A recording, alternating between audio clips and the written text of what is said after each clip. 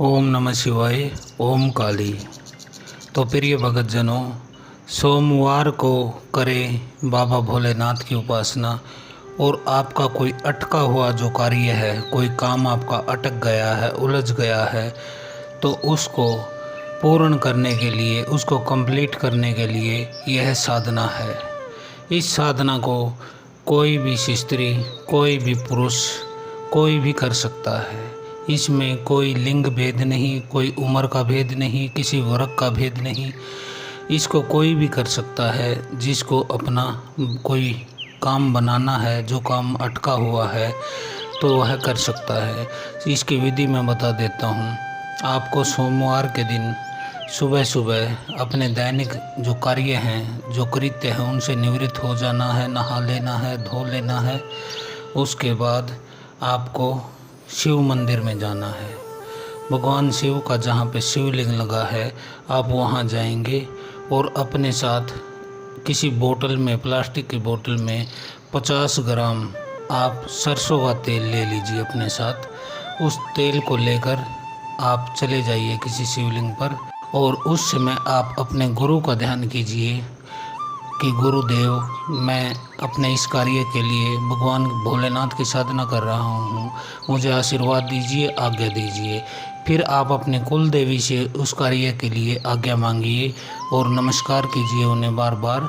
आपके पितृदेव जो हैं आपके, उनको आप ध्यान कीजिए और उनसे इस कार्य को करने की आज्ञा लीजिए, उनका आशीर्वाद लीजिए। और उसके बाद आप भोलेनाथ के शिवलिंग के पास चले जाइए और उस पर, शिवलिंग पर उस तेल की धार बांध दीजिए। ऊपर से छोड़िए तेल और शिवलिंग पर धार बांध दीजिए। और उस धार को बांधते समय धीरे धीरे आप अपने उस संकल्प को दोहराइए। जो कार्य आपने करना है, जो कार्य आपने बनाना है, उस कार्य के बारे में आप भोलेनाथ से प्रार्थना कीजिए। उस दीनानाथ, उस केदारनाथ से प्रार्थना कीजिए कि हे भोलेनाथ, हे महादेव, मैं फला कार्य के लिए आपकी साधना करने आया हूँ। कृपा मेरी साधना को सफल कीजिए और मुझे अपने जीवन में जो कार्य अटका हुआ है, जो कार्य बन नहीं रहा है, वह कार्य कंप्लीट करने की कृपा करें।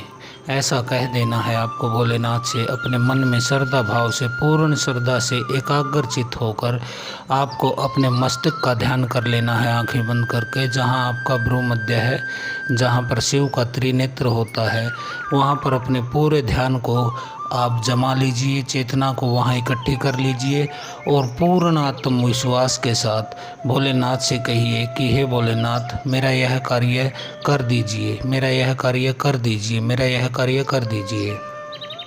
यह प्रार्थना करने के बाद आपको उसी शिवलिंग के पास बैठ जाना है और बैठकर आपको सुखासन में बैठिए, पद्मासन में बैठिए, सिद्धासन में बैठिए, जैसे भी आपको ठीक लगे, आराम महसूस हो, रिलैक्स लगे, वैसे आप बैठ जाइए।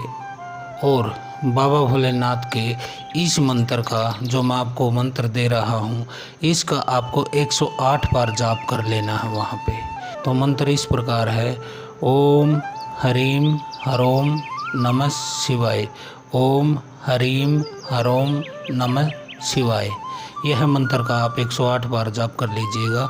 और मंत्र जाप करने के बाद आप बाबा भोलेनाथ के सामने हाथ जोड़कर खड़े हो जाइए